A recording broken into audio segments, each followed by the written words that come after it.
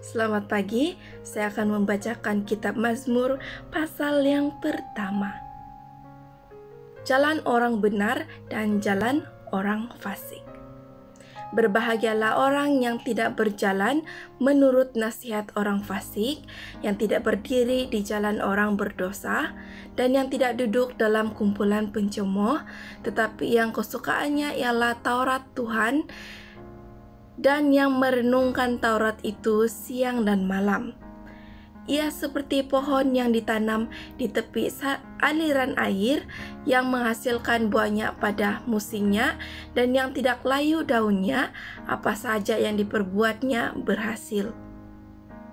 Bukan demikian orang fasik, mereka seperti sekam yang ditiupkan angin. Sebab itu orang fasik tidak akan tahan dalam penghakiman. Begitu pula orang berdosa dalam perkumpulan orang benar. Sebab Tuhan mengenal jalan orang benar, tapi jalan orang fasik menuju kebinasaan. Selamat pagi. Melalui pembacaan kita di dalam Mazmur pasal yang pertama, terdapat 2 poin utama yang kita dapat perhatikan.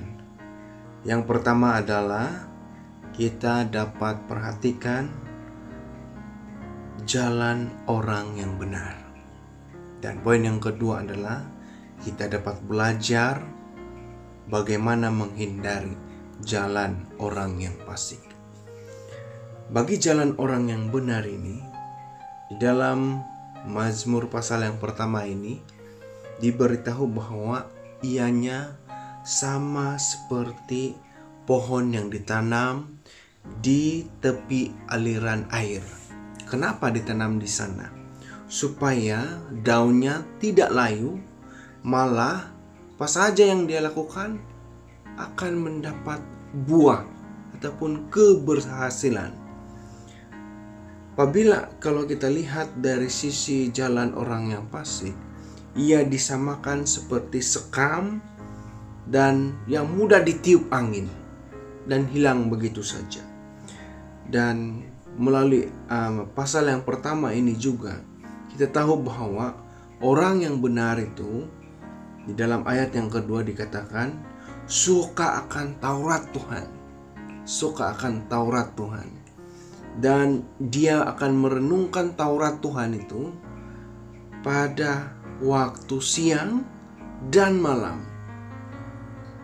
Dan bagi jalan orang yang fasik, ia lebih memilih kepada jalan kebinasaan.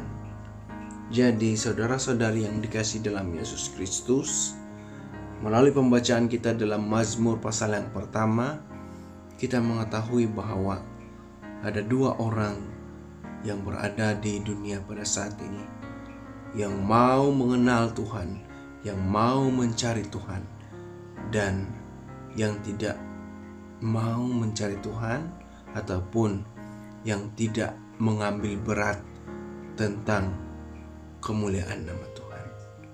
Jadi, di manakah Anda pada saat ini?